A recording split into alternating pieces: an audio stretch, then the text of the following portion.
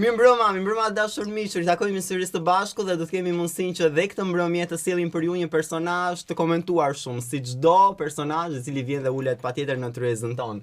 Absolutisht, patjetër, sigurisht përshëndetje nga ana ime, po unë jam shumë entuziaste sot se ju dini shumë mirë që kur un kam vërtet të ftuar që janë dinamik, që janë energjik, që përcjellin shumë me batutat e tyre, bëjnë zhurmë lart e poshtë, edhe për te sfidave që kanë qenë brenda, ta themi se ku?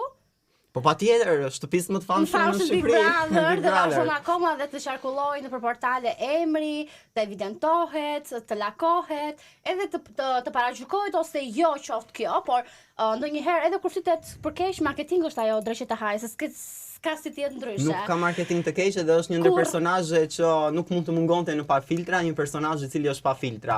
Është i drejtë për drejtë, është i sinqert, është i vërtetë, është real, mbi gjitha është artist, ka një shpirt shumë të vërtetë artisti dhe ne kemi kënaqësinë ta kemi.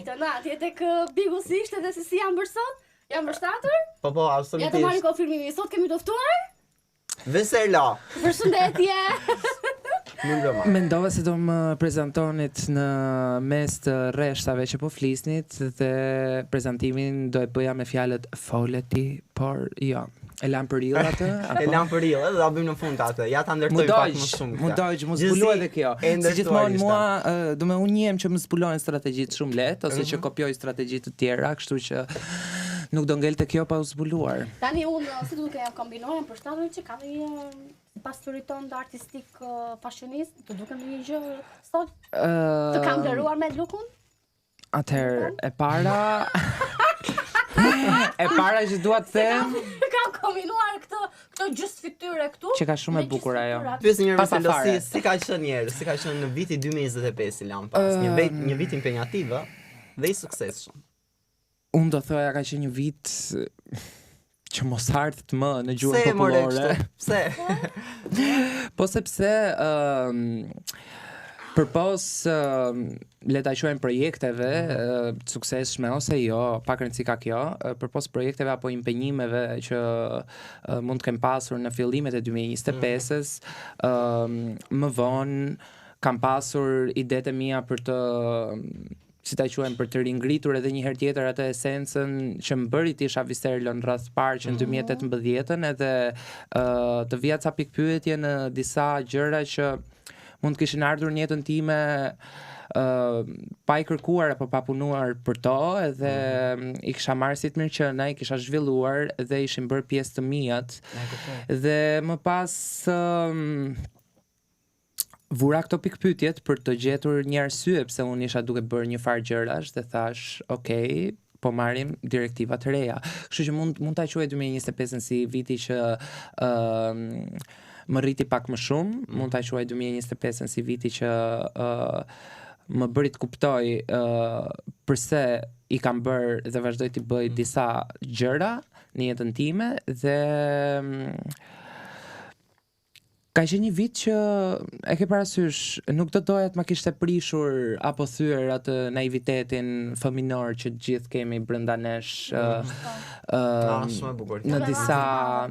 në disa aspekte. Kështu që unë besoj se mua ma ka thyer, domethënë atë fëmijën brenda vetes time e ka bërë të kuptoj që i rritur para disa vitesh edhe ja akoma këtu brenda, çfarë po bën, dil jashtë edhe bërtit për atë që do edhe bërtit për atë që ti do të bësh. I ke arritur pritshmëritë tua dhe nëse nuk ke arritur disa pika të saktuara, si e ndjer në këtë moment? Për shembull, mbas daljes nga Big Brother, një eksperiencë e jashtëzakonshme, le të themi një trampolin shumë e madhe për artistët.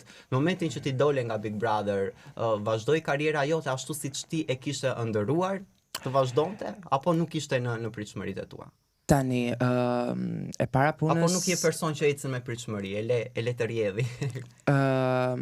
Këtu do e dilja paka shumë, do me thëmë pjesërisht... Duat kuptoj filozofinë tënde më shumë. Po, e para punës, Big Brother është jo një trampolin, por është një derë e madhe në një vend kaq të vogël si Shqipëria, ku...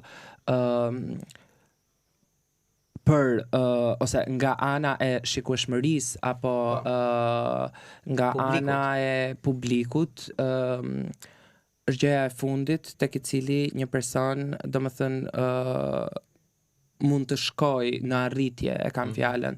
Domethënë nëse ti nis të ngjisësh disa shkallë, Kulmi karrierës. jo i karrierës. Jo i karrierës. Pra, ti Po nuk flas kuptimi, që Ti nuk e percepton Jo. bigun si kulm. Jo, jo i karrierës, po flas për osea, Një më dalin rrugëtimi. fjalët në spanjisht. Për Jo, rrugtim. A? Për do e përmbledh shumë shkurt, Po. por më lini të qetë. Se sa po ka nga Spanja. Do e përmbledh shumë shkurt. Na i thënë në spanjisht. Tani, Vëllai, ideja sa është ka- kjo. anglisht, Ideja po. është kjo. Po, po, Do të thënë, do përkthej çfarë thash nga shqip në shqip. Ideja është kjo që nga ana vizuale, visibility, do të thënë nga shikueshmëria, nga ana e shikueshmërisë në Shqipëri nuk ekziston një platformë tjetër që mund të ta japi atë vëmendje dhe sy. Këtu e Më kam madhe, fjalën. është e vërtetë. Ajo është Vim më e nga madhja. porsi, po. Domethënë ti mund të hecësh me rrjetet sociale sot e kësaj dite, mund të hecësh me ku diun, me Me projekte TikTok, me muzikore, Instagram, me po. TikTok, me çdo gjë tjetër, Është platforma më e madhe. por 100%.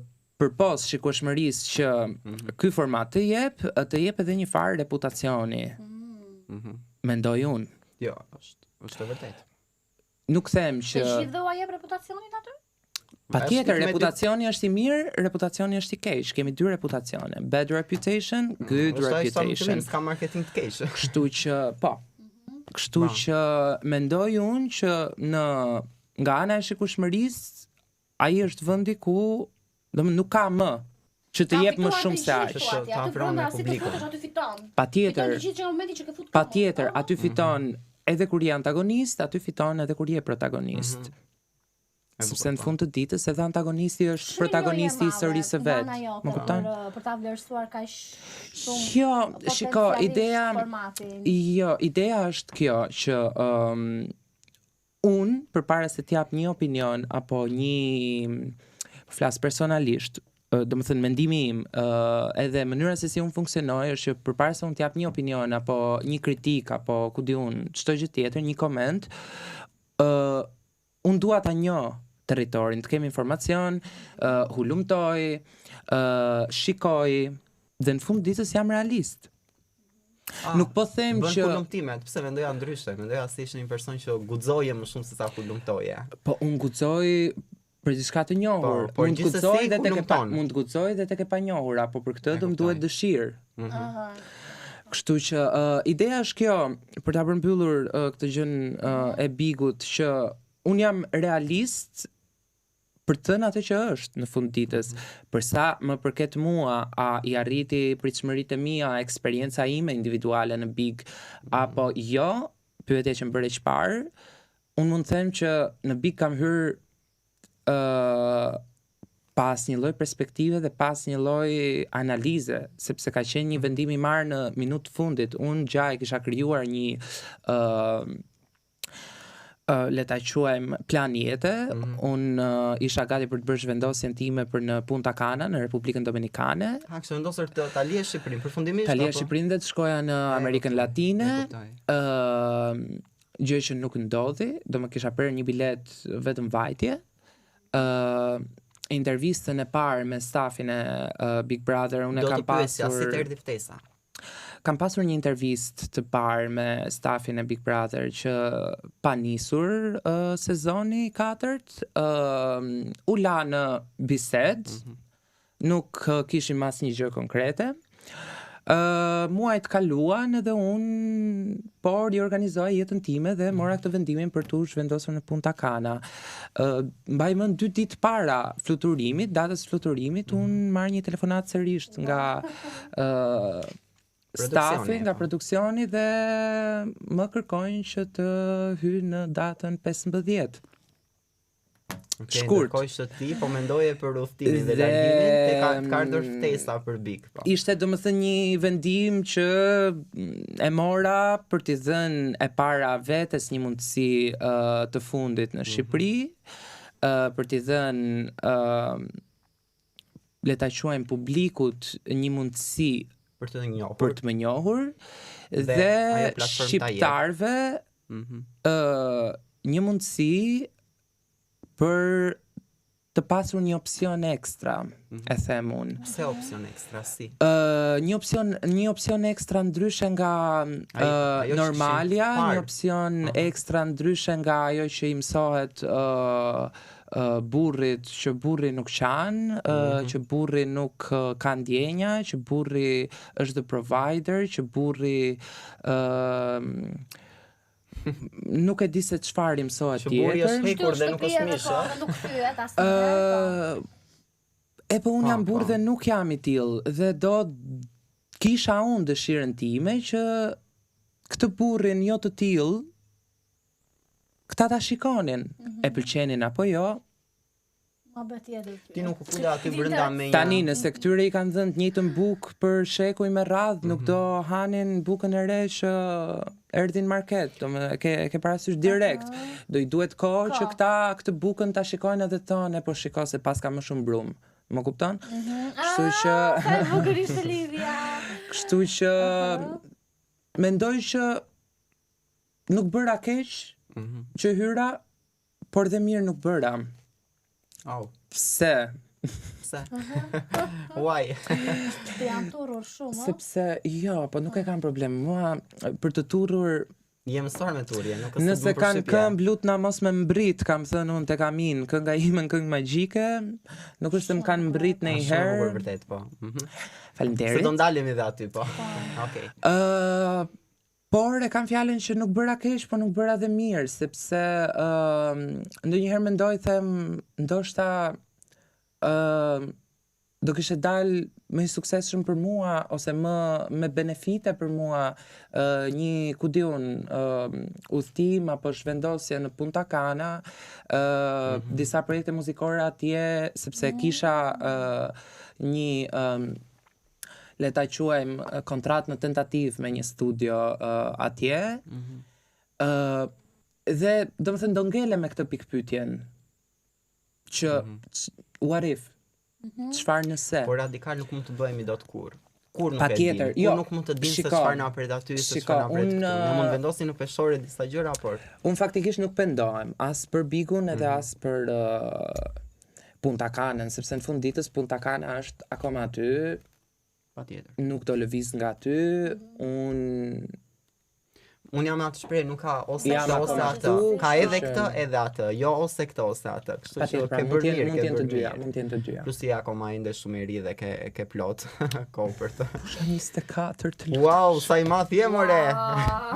24 vjeç dhe ke gjithë këto eksperjenca dhe suksese, kështu që patjetër vlen për të u duar trokitur, Faleminderit. absolutisht. Shumë e vërtet. Shumë faleminderit.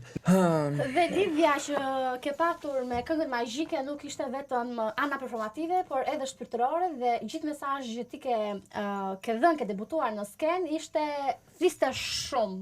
Nuk këndonte, po ndërkohë që këndonte, po edhe fliste. Kishte shumë dinamik, kishte shumë pëlqim nga ana e audiencës, re shumë në sy, absolutisht. U evidentove aty, të them, me thënë të vërtetën. Kishte të vërtetë Faleminderit. jetës tënde brenda atij teksti, brenda asaj kënge, se duket që ti e përjeton 360 gradë në atë performancë. Pra nuk është vetëm pjesë artistike, por dhe pjesë e ndjerë. Të falenderoj shumë që ma bërë këtë pyetje, s'ma kam bërë asnjëherë dhe i vetmi shpjegim që kam pasur si përgjigje ka qenë në Instagramin tim.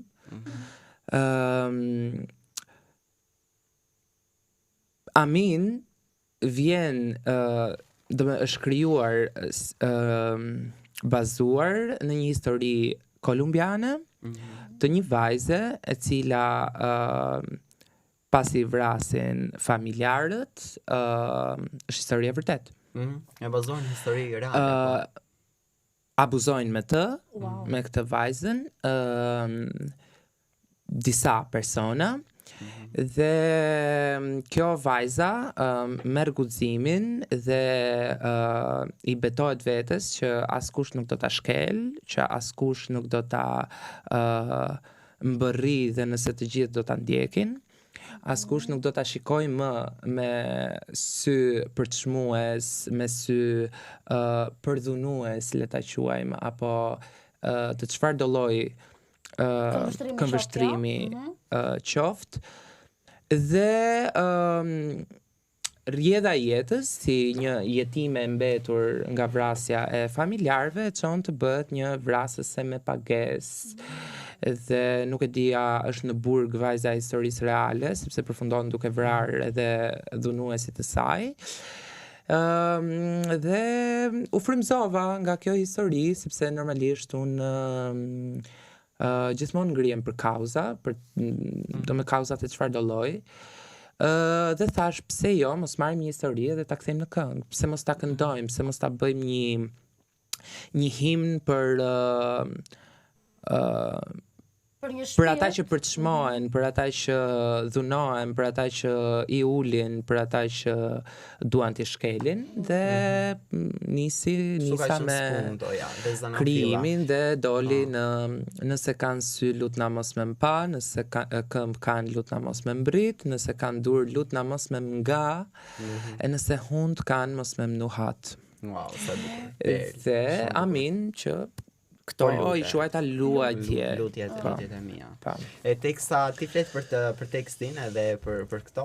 Më krijohet pjesa e performancës që patë në skenë dhe veshja. Po veshja çfarë doje të sillje nëpërmjet veshjes? Apo ka qenë thjesht një kreativiteti jote si? Jo, veshja ka qenë, sot i mas, nuk e di unë do e ha këtë mikrofonin fund të intervistës. Jo, veshja ka qenë krijuar nga stilistja ime asaj kohe, kështu që nuk thjesht ja lash, ke parasysh dorë lirë. Më bëj edhe po dal, po nuk kam vendosur për të qëndisur, për të kuruar. Nuk është se më mori dikush përsipër. Jo. Çfarë? Gjeta një stiliste në atë moment dhe e pyeta nëse dëshironte të merrte pjesë në projekt, më tha po, caktuam pagesën edhe filloi, më kupton. Si e gjen ti veten në tregun shqiptar, tregun artistik shqiptar? Si e shikon ti veten tënde më pas ndoshta 5 vitesh, një dekadë? Unë nuk e shikoj veten time as sot në tregun shqiptar. Unë nuk jam pjesë e tregut shqiptar. Viserlo nuk bën tallava. Viserlo nuk bën dot kompromis me artistë të tjerë si jo, e kam fjalën që nuk është se dua unë tul poshtë tallavan, por nëse vetëm këtë kemi, atëherë ky është tregu shqiptar. Është një rënim i vlerave? Absolutisht. A shpytje do ishte pyetja ime. Ja, jo vetëm të gjakos veshin, asnjëherë nuk të bën që të çohesh, kur asnjëherë s'të ka ndodhur? Tani Viserlo për varietë themi, jo se ta kesh. E kuptoj. Se shumë njerëz kur ti thua disa të vërteta, jo, nuk çuditem, po të mendojnë arrogant, të marrin për hëmë se ky e ka hundën lart, hëmë se ky kështu, hëmë se ky ashtu, hëmë se kur çka ka bë ky. Hëmë si kur kështu ky. Domethënë unë sikur çka kam bë që në moshën 15 vjeçare vendos të bëhem independent, të kem 2 punë, njëkohësisht dhe shkollën kur studioja për pikturë dhe ka qenë ajo mosha ku moshatarët e mi nuk dilnin as poshtë pallatit për të bler dhall pa lejen e prindërve. Dhe unë kisha 2 punë dhe unë vazhdoja liceun për pikturë dhe unë mbaja një shtëpi me qera, me gjithë pagesat e mundshme. 15 vjeçare, ja pra një këndvështrim tjetër ky. Dhe kur këta njerëz që në fund të ditës janë ata që nuk kanë bërë diçka, janë ata që gjykojnë më shumë, po. Sikur çka ka bë ky. Unë ndoshta pak gjë kam bë, po i kam bë vet, dhe jam munduar vet, dhe jam ngritur vet. Më kupton, askush nuk është gjendur në atë rreth apo në atë qark që të thot e do këtë ti, hajde se po të hap një derë, apo e do këtë, unë këngë magjike. Vitin që kalova në netët gjysmë finale, ishte viti im i 3. 2 vitet e para unë nuk kam kaluar as fazën e parë. Pse? Sepse Viserlo prodhonte këngë. Jo, Viserlo prodhonte këngë në atë periudhë me njerëz që nuk kishin emër dhe nuk njiheshin nga kënga magjike. Se janë komponent lidhës. Dhe normalisht Tani, a janë komponent lidhës, a nuk janë komponent lidhës, unë nuk di të them. Ajo që unë di të Se jo them... domosdoshmërisht duhet bashkëpunosh me një emër të njohur për patur sukses. Qartë, por ajo që unë di të them është që në Shqipëri kështu funksionon. Në Shqipëri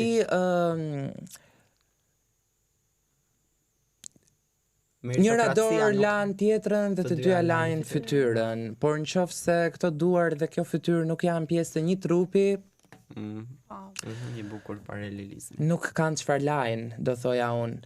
Kështu që kjo është e gjitha, domethënë Viserlo u mundua, Viserlo nuk hoqi dorë, me ato pak apo shumë sa kishte, në gjendje, në kudo, Viserlo, unë mund them që u krijua për t'ja dalë. Unë jam Klejdi Dervishi, Viserlo është emri im artistik, dhe në momentin e parë që unë e vendosa këtë emër, që është anagram e Lover Loser, dashnor dhe dështak, ishte për vetë faktin që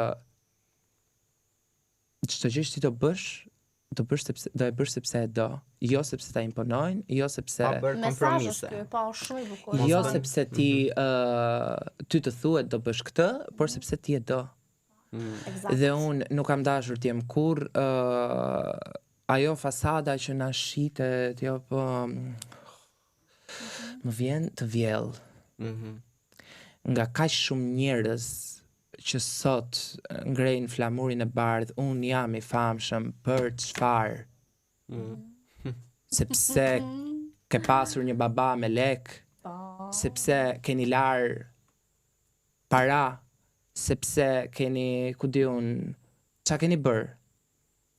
Çfarë ka Se bërë? të arrish diku duhet Ka ngrua ke karrierë, lënë diçka për atë. Çfarë ke Kështu lënë që pas? ideja është kjo, a është mesazh, a nuk është mesazh, unë nuk dua t'ja di sepse është e vërteta ime, edhe unë për të vërtetën time, fytyrën time nxjerr, nuk marr atë të dikujt tjetër. Kështu që unë di të them këtë, nëse do diçka, duhet i shkosh nga mbrapa dhe nuk ka, ku diu, nuk ka Beyoncé që të vjen ta merr. E bukur. Po patjetër. Nuk ka gjëra të pamundura, Kështu ka që- vetëm frikërat e njerëzve. Janë mure që i vendosin Vetes, po. Ore, shiko, nuk është Unë mendoj që suksesi është mendim. Nëse Është ti mendim. ti e mendon Është mendim suksesin dhe edhe- dëshiron atë, lufton vërtet do ta bësh. Nëse ti thua vetes nuk mundem, nuk mundesh. Shiko, prej unë ti ta mendoj që transmetosh suksesi atë tek është njerëzit, tek të mendim tjerët. dhe suksesi është këtu në Shqipëri ngatarrohet suksesi me le ta quajmë të famshëm, Patjetër, po. sepse fama mund të merret edhe kot. E famshme është edhe ajo që i themi edhe pa thon, filtra, tani do dalim ne këtu pa brek, Ja. bëm të famshëm. po mirë Jo. kjo. Bëm të famshëm. Kjo Po është fama. mirë kjo, po tani një sekond, suksesi një tani. Po sekond. mesazhi që përcjell çfarë ishte? Po Jo, po fama kjo është. Po vlera. Hajde bëhemi të famshëm pra. Hajde dalim shumë Një bëm të famshëm. sekond. Un kam këtë këmbvështrim. Un them, e famshme është edhe ajo që del aty. Kush ta ka bërë make-upin? Vetja. Më kupton? Po patjetër. Ato e Po, njeh po, dhe gjithë Shqipëria. Bravo, eksakt. Këtu isha. Që e Në këtë përshëndesim. limë e Po, dimi. gjithsesi. Ideja është këtu. Më kupton? Loti matoj. Ajo është shumë e famshme. Po, është shumë virale. Po për Çfarë bën shqiptari është që një individ si ajo, që nuk mund të them është E më poshtë, më glorifikon. lart apo I jep një lloj e glorifikimi. glorifikon, the. E ngrej në majë në pjedestal. Të lutem, Pra, ja, e ky është fusin gabimi. në të njëjtin thes me një person që i jep nga vetja, që nxjerr nga vetja, që di, që bën, që studion, që mundohet, që punon fort për të arritur diçka. Dhe ti nuk mund të më fusësh mua në një thes me dikë që nuk bën asgjë, por është bërë me një herë në jetë edhe ftohet në më shumë studio televizive se ç'mund të ftohem unë. Është shumë drejt. Nuk po flas, Është shumë vërtet, nuk po flas për atë, po flas për shumë njerëz të tjerë që që madje edhe nuk të shohin, ë, se jam më e famshme se madje ti ti po thuaj që ti. futet në një fest, po ka raste kur futet në fest ky dhe ai tjetri lihet fare jashtë festit, ë. Kemi raste të tilla që Mira mendon raste. ti, është duke u Klaustrofobike. denigruar e gjithë estrada aktuale e tregut muzikor, mediatik, po themi, se edhe media luan një rol të jashtëzakonshëm në mënyrën se si promovon Po. rastet atipike, tipike qofshin këto këngëtar ose jo. Po. Mendon ti se është duke u deligruar situata, është duke dalë jashtë kontrollit, dhe deri sa, ku është limiti, deri ku do shkoj kjo gjendje aktuale e të menduarit kaq në mënyrë zvarranike, kaq reptiliane. Fiksisht me dysheme për tokë, pa vlera, pa parime, pa moral, pa një logjike. Tani unë mendoj që nuk po Është për çfarë halli, me thënë vërtetën. është shumë për çfarë hallin, po Ti çfarë nuk mendimi ke, mendoj me thënë, që atë është mërzitur, çfarë do bësh? Do ikësh te gjithsesi nuk do rish. un kam një pyetje më të mirë. Që ja bëj shokëve dhe shoqeve, i them. Kur më thonë një problem, ulemi çajm hallet edhe më thonë i them unë domethënë, çfarë do bësh, do vdesësh? Jo, mirë bësh. Për këtë gjë qahesh, domethënë. Nuk do vdesësh, e kam fjalën, që jeta vazhdon. Si jeta vazhdoi, më kupton? Që prap dalim tek ajo që tham çfarë, që ja, gjëra të tipit të ngelen dhe në mendje, se janë gjëra që shumë virale bëhen shumë virale, promovohen, em të thash dhe kush jemi ne pastaj në fund ditës. Çam ne ca cop krijimtarësh aty. Për t'i përgjigjur pyetjes tënde, unë nuk mendoj që po denigron, unë mendoj që kështu ka qenë dhe thjesht ka ngecur. Çfarë ka ndodhur është që duke evoluar jeta me kohën, ne tani po e vëmë re. Ka qenë kështu. Po kur ka qenë kështu? Në vitet 70-80 ka qenë kështu. Po ka qenë kështu që në ku diun 2000-catën, që në 2006-ën. Filloje çelja e demokracisë, u hapën njerëzit. Më kupton, kështu që kështu ka qenë dhe këtu ka ngelur. Po merret tani një bit dhe po bëhen 10 këngë. Dhe të 10 studiot që ne kemi këtu t'i shesin nga 5.000 euro. Sepse në domosdoshmë AI në mes nuk e di se ku do shkojë. Po gjithë këngët me AI. Domethënë aty teksti nëse kë ka qenë autotune ka qenë me kopë. Jo, autotune është thjesht shiko se shqiptari, le ta quajmë shqiptari bazik, nuk po flas për ty normalisht, po me që ma përmende autotune-in, qartë, po është thjesht diçka që mund ta përdor dhe një profesionist, me sa di unë. Është shumë i domosdoshëm në një këngë, sepse ti do bësh pjekjen, le ta quajmë, me të gjithë filtrave, përputhjen e zërit me instrumentalen. Në një intervistë tënde në Top Channel para 3 muajsh ose 4 diçka tillë. Tek Shqipëria Live. Po, te Shqipëria Live ke dhënë një deklaratë që ke qenë në një marrëdhënie dashurie sentimentale, emocionale me dikë që jeton në Barcelonë, mos në Spanjë apo jo? Në Spanjë. Jo, këto janë insinuata që po i hedh ti tani, unë s'kam thënë gjë. Ore djalë, po ku ti thua këto lajme? Viserlo po është në një marrëdhënie. Tani se është në Spanjë, është në ku diun, në Belek. Nuk e di. Nuk e di. Ka qenë arsyeja pse ti ndoshta frymëzohesh për tekstet muzikore të tua që i shkruan ose vetë ose jo, po që të frymëzon fakti që je në këtë lloj marrëdhënie të shëndetshme. Po dashuria frymëzon, no? Nga 4 muaj deri tani është mirë situata. Shiko, unë këngën time të fundit e kam publikuar në prill. Kam përmbushën 6 muaj në një lidhje, kështu që dashuria frymëzon. Por dashuria është dhe universale nga ana tjetër, kështu që dashuria frymëzon shumë, por unë personalisht frymëzoj më shumë kur ndahem. Edhe bën atë këngën kur jam depresiv ose kur jam krijon atë tekstin e bukur gëzuar pastaj. Gëzuar për aq herë sa më humbe gëzuar. Për aq herë sa më munde gëzuar. Kushtat që i hodhe për ura. Sa do herë kemi dështuar. Mu trosëri moj. Edhe moj kështu nga fundi. e kam super dëgjuar dhe shijuar këtë këngë, më pëlqen shumë. Shumë faleminderit. Realisht. Shumë Ka faleminderit. shumë playlistën time. Nga Faleminderit, teşekkürler. Je edhe kështu bilingual, gjithkohë Nxjerr në gjë. Je gjithkohës në kontakt. Këtë thënia ke dedikuar vetes të këngë. Gjuhët e huaja Gëzuar. Këtë këngë o zoti im. Gëzuar është një këngë që ti e ke marrë spunton nga ja ke dedikuar vetes. Unë Jo, çdo ke këngë ja dedikuar dedikoj vetes. vetes në radh të parë. Çdo këngë për mua është It's my baby. Dhe Gëzuar e kam publikuar me 21 janar vitin që shkoi, që është dita Ditëlindja. e lindjes time. Okej, ujore e bëra lidhjen. Aha. Po, edhe ke parasysh gjithë kemi pasur këtë momentin në jetës që themi e shiko duhet flasim me veten. E ke parasysh edhe duhet i themi ca gjëra. Unë në këngë them, si jam ai që doja të manipuloje, e thën.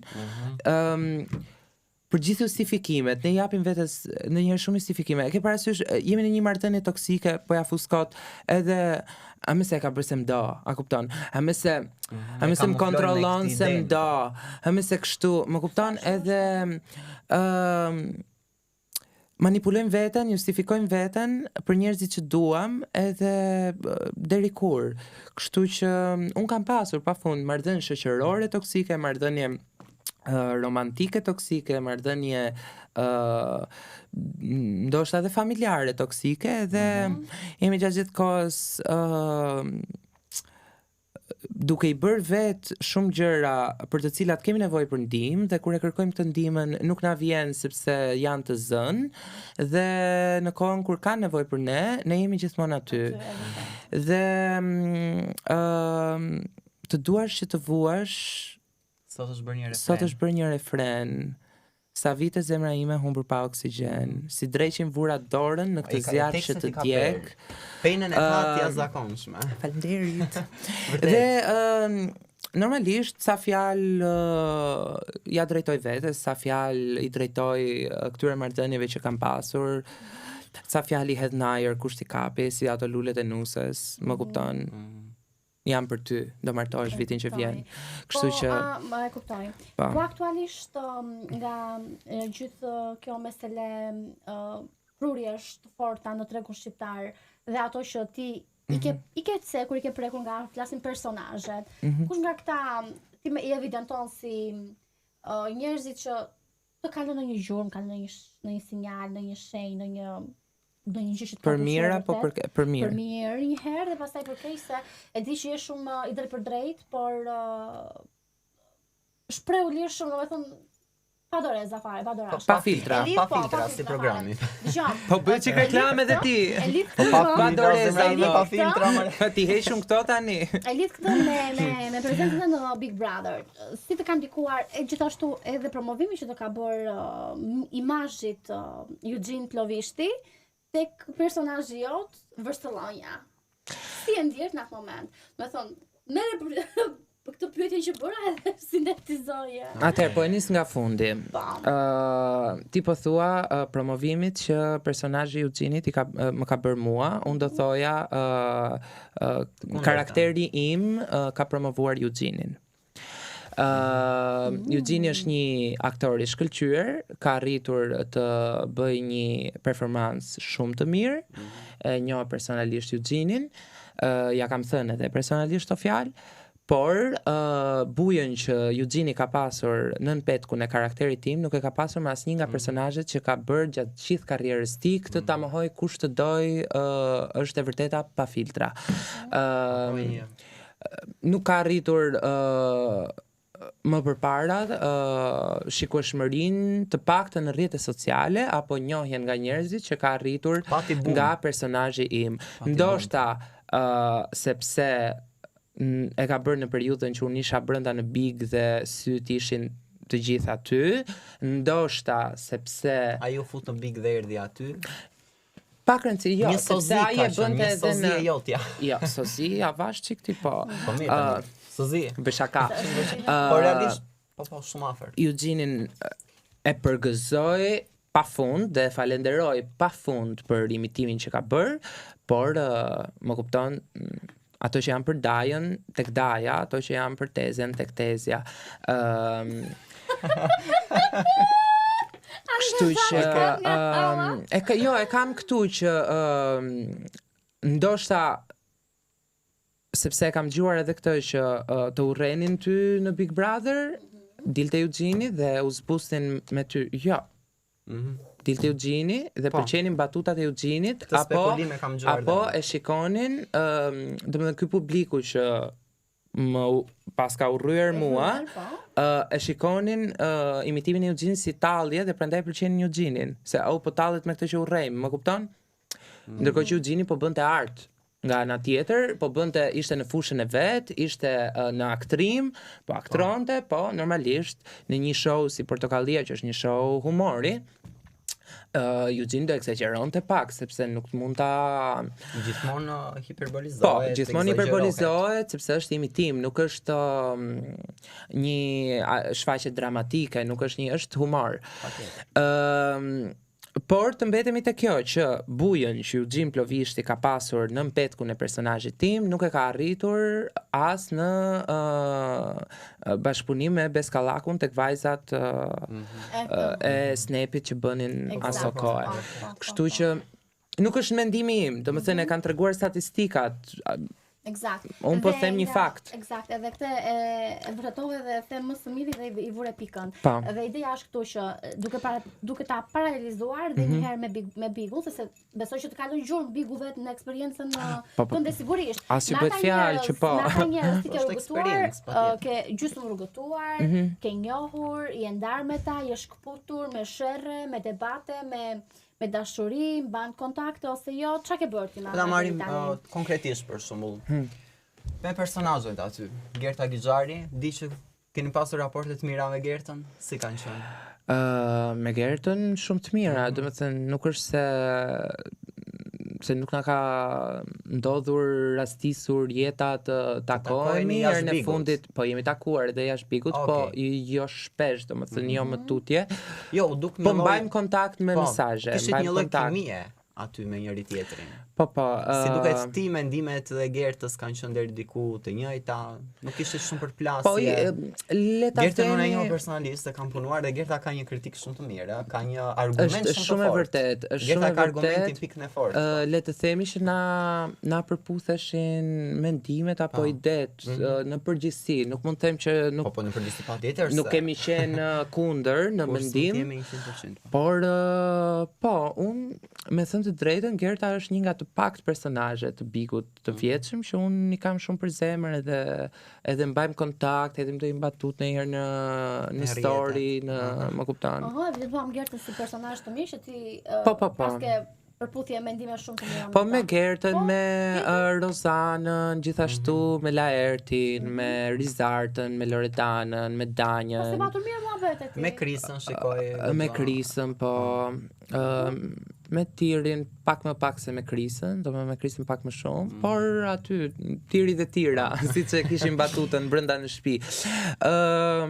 Aty domethënë. Po me ndonjë që të ka mbet hatri ose hatri tani asaj. Me Xhibanin, harrove Xhibanin. Po me Xhibanin. Jo, me se harrova unë ta përmend. Harrova unë ta përmend Xhiban. Me Xhibanin kam raportet shumë të mira, domethënë. Shumë të mira me Xhibanin. Që kur patëm udhëtimin ton në Turqi, disa nga stafi, nga banorët që patëm udhëtimin në Turqi për disa xhirime të pushime on top verën që shkoj. Ju bashkoj edhe një herë kjo gjë. Aty më kupton, kishim atë hapësirën për të folur pak më qetë edhe më natyrshëm se sa përpara kamerave dhe domethënë nuk luajti funksion as egoja e secilit për të pasur kundërshtar siç mund të ishin brenda në shtëpinë e Bigut. Se s'kishte asnjë lloj konflikti interesi. Nuk kishte asnjë lloj konflikti interesi as kamera as gjë dhe na u përshtasnin mendimet, më kupton, edhe aty në bashkëbisedime në grup me banorët e tjerë, banorët e tjerë domethënë. Po me kaq nuk të ka ecur gjikundi muhabeti për shembull, mund të evidentosh, mund të thosh? Nuk mund të them që nuk kam marrëdhënie të mira, po mund të them që nuk kam marrëdhënie fare me Aldon, me Kellin, me kush ishte tjetër aty më zot. Sa shumë kanë kaluar, kur si ma mund të shikë. Me Olën nuk kam asnjë marrëdhënie.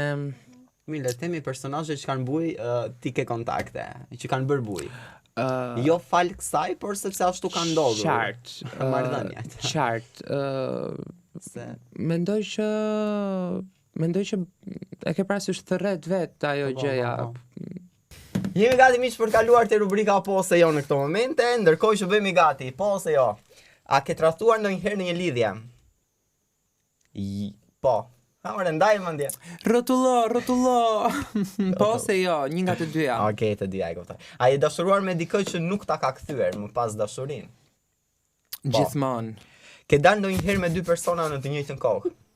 Paralelisht me dy persona. Me 4. Wow. A ke gënjur për ndjenjat e tua vetëm për të mos lënduar dika? Kur? A të ka pëlqyer ndonjëherë partnerja e një miku? Jo. Ke dërguar ndonjëherë mesazh dhe je penduar më njëherë, je bërë pishman? Po, ka ndodhur. Okej. Gjithmonë i them njerëzve, ma hiqni telefonin kur pi alkol. Nuk duhet të kem dispozitiv me vete sepse unë vetëm shkruaj çaj audio. Okej. Ke dërguar ndonjëherë mesazh dhe je penduar më njëherë. Tham, a je hakmar ndonjëherë në dashuri? Në dashuri, jo. Tek ajo që vjen pas dashurisë. Okej. Se gjatë kohës që kam qenë dashuruar nuk jam hakmar. Kur kam mbaru, atëherë ka ndodhur. Ke mbajtur kontakte me një ish edhe pse ke qenë në lidhje me një ish? Po. Mund të ketë miqësi pas një dashurie? Po. Mund të ketë. A ke frikë nga angazhimet serioze? Jo. Jo. Dhe një pyetje tani që mund ta zgjerojmë, cila ka qenë sfida më e madhe që ti ke përjetuar në jetën tënde? Diçka që ka ngelur peng në zemrën tënde, diçka me emocione të forta që doje ta ndaje, por në fund ti ke marrë një mesazh të fortë. Tani peng, un konsideroj atë gjë që nuk e kam bërë, po që diçka të konsiderohet si një sfidë e madhe, po. Un do thoja hera e parë që jam gjitur në një sken me një publik për të kënduar, që kjo ka ndodhur në teatr, sepse ishte ajo sfida me veten, me emocionet e mia, do dal mirë, si do këndoj, çfarë do bëj, çfarë bëhet këtu, më kupton? Se është ndryshe ti shikosh gjërat nga një ekran, po themi nga televizori, dhe është ndryshe ti përjetosh apo ti bësh vet. Edhe mbaj mend që e kam pasur gjithë trupin nga gishti i vogël i këmbës deri tek qimja e fundit e flokut, duke u dridhur, sikur më kishin fut bateritë edhe Ka qenë hera e parë që në skenë apo jo? Po, hera e parë në teatr. Ke një projekt të fundit për ta lançuar ose je duke bërë diçka, ke diçka në furr gati ose ajo duke bashkëpunuar me dikë, ke një projekt tënd, një angazhim? Unë momentalisht në Shqipëri kam një bashkëpunim që pretendohet të publikohet në shkurt nëse bëhet gati, përgjithësi nuk është se kemi një deadline, nuk kemi një datë fikse. Nuk është për 14 shkurtin. Për 14 shkurtin unë kam një projekt tjetër që titullohet S'do të dua më. S'do të dua më për 14 shkurt? S'do të dua më. Çik paradoks duket apo e ke zgjedhur? Jo, po, është një strategji. shiko, data 14 mund të jetë data ku të dashuruarit festojnë, por është edhe data ku ata me zemër të thyer nuk festojnë. Kështu që nëse doni mund t'ju tregoj një pjesë të tekstit. Po tjetër me kënaqësi po. Por diçka që kam për të thënë për këtë këngë, ideja dhe plani është që të publikohet me 14 shkurt, por këtë nuk e dim. Kështu që mund të jetë edhe për më vonë. Kush është? Apo e ke solo? Është DJ, nuk është DJ. T'ju lexoj një pjesë zë? Po. Se t'ju a këndoj, s'to bëja keq. Do bëje shumë mirë. Ku është? S'do të dua më që të mund të them, aq forca dhe emri ytem, ti ishe litar në fyca dhe dhimbja më pyta ike. Si të munda kur s'munda do të veten, a këto ndjenja kur s'pan të vërtetën, ti dhe zemrën e kishe letër, ku shkrujte gënjeshtrën. As i digjem kur me tjetër të shoh, po përpiqem por të dua fort, melankolia nuk hap një dritare. Të urojmë shumë suksese patjetër në këtë projekt të ri muzikore dhe urojmë që të përpos prek sa më shumë zemra. ta përmbyll me një fjali. Shumë faleminderit për fjalët. Përpos këtyre dy projekteve, un kam edhe gati një album që të jetë në anglisht edhe në spanjisht, nuk është për Shqipërinë, do me shqiptarët mund ta dëgjojnë, patjetër, aty do jetë online, por jam në si quhet, në proces përmbyllje kontrate me studion që do bëhet, që të depozitohen gjithashtu edhe fondet për këtë projekt, që të nisin xhirimet, që të nisin regjistrimet. Albumi titullohet Maniatika. Maniatika mua më ka postuar diçka në Instagram. Po, e kam edhe në bio. Maniatika është një stacion në Athinë, një stacion metroje. Mua më pëlqeu si emër, si fjalë, si fjalë, më pëlqeu shumë, edhe shpjegimi im për këtë është që maniatika përpos një fjale është ndjesi dhe është ajo që ne jemi kur kemi dashur aq shumë sa nuk mund të duam më. Çdo i ftuar këtu në studion ton lë një mesazh dhe ne më pas kemi mundësinë të bëjmë atë kolazhin e bukur në fund. Mesazhi jot, mesazhi jetës tënde, cili është ai? Mesazhi jetës time. Që ti do doje ta transmetoje edhe për audiencën. Shikoj, mendoj që për jetën time u dhan disa mesazhe gjatë intervistës. Janë shumë, jo. Por po me një të vetëm si doj për mlidhje? Unë do doja më mirë nëse nuk dal jashtë skaletës çfarë kam bërë gjithë të ftuar rit. Do doja më mirë të lija një mesazh, pse jo, për njerëzit atje tutje.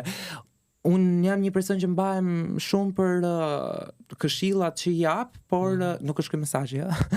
Jam një person që mbahem shumë për këshillat që jap, por që asnjëherë nuk i vë në zbatim vet. Gjithsesi, fjalët që nxjerr janë të bukura deri diku apo në të mbështrim të një shumë bukur. Faleminderit. Respekti duhet të vijë në diamant dhe jo si një ftesë për darkë, sepse në fund të ditës